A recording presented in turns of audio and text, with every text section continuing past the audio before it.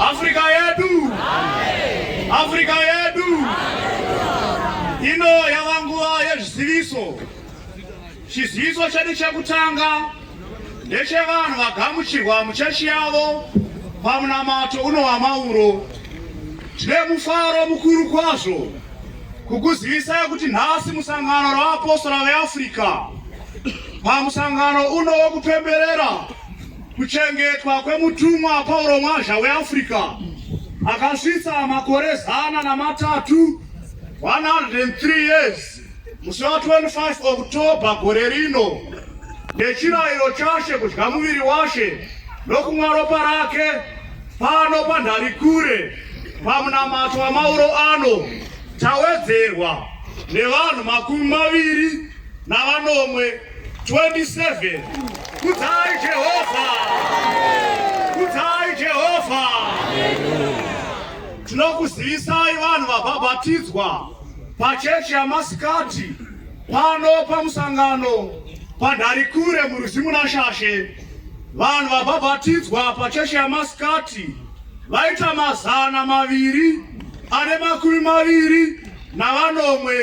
227. Kudzai Jehovha! Kudzai Jehovha!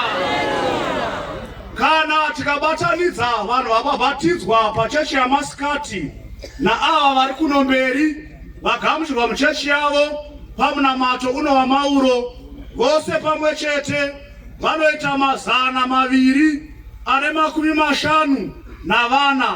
254. Kudzai Jehovha! Kudzai Jehovha!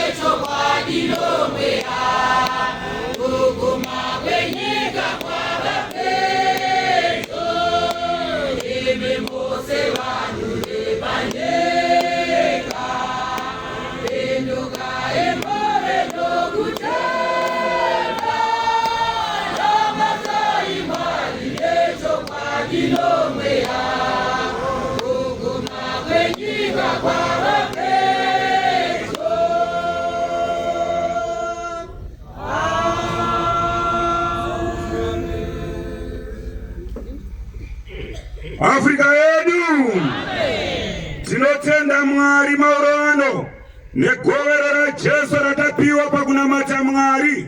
Zvino mashoko aya ndave kutaura kwamuri imi vana vaMwari, vanakomana nevanasikana vaMwari, magamuchirwa muchechi renyu muThe African Apostolic Church, vapostora veAfrica. Nhasi pakunamata Mwari imi matora danho rekutanga sezvakarehwa naIshe Jesu kuna Marko 16 verse 15 achiti, akati kwavari, endai munyika yose muparidzire zviswa zvose evhangeri. Unotenda akabhabhatidzwa uchaponeswa, asi usingatendi uchatongwa. Zvino evhangeri yaJesu yadzidziswa pano nhasi musangano ravaapostoli veAfrica.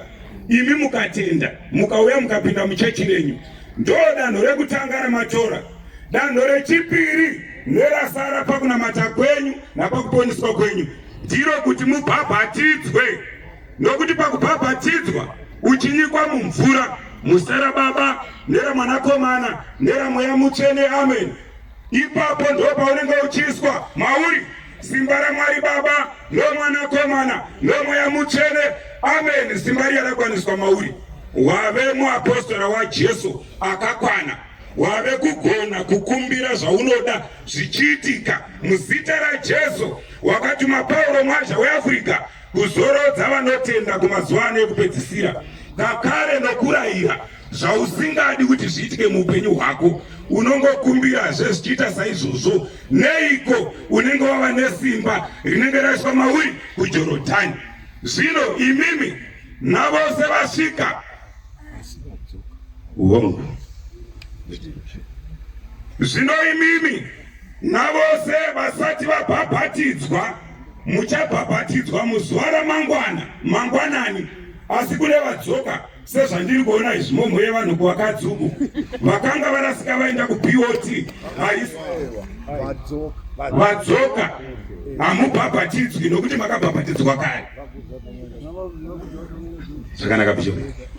Saka imimi vatsva munouya pano panhandare patiri panapa nenguva dza7:30 munobhabhatidzwa kuti mugona kupinda muchirayiro pamwe chete nesu, nokuti ndo mutambo mukuru uripo mangwana. Nokudaro vafundisi vachanobhabhatidza vanhu ava ndimufundisi Gijima, mufundisi Randazha, mufundisi Moyo namufundisi Mushambi. Kereke ichanoimbira indari kure kereke. Kudzai Jehovha, kudzai Jehovha. Tonga tonga chitonga nguva tonga tonga chitonga nguva ya tonga tonga chitonga nguva tonga tonga chitonga nguva tonga tonga chitonga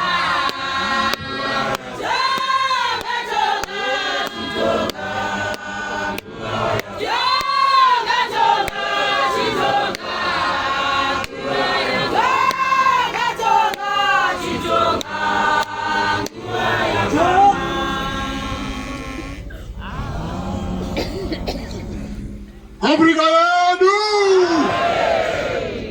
Afrika yadu! Kana taka mbopita chechi. Amen. Yekomyasha. Amen. Ya nasi. Amen. Number 1. Afrika yadu! Tenda siku la bishop cheta. Makati nongera chinhu chakanaka kudaro. Munotomita sei kudai? Tinongotenda kuti Mwari ngaave naye. Sasa vakatikokera mhemberero yemuranda waMwari Pauro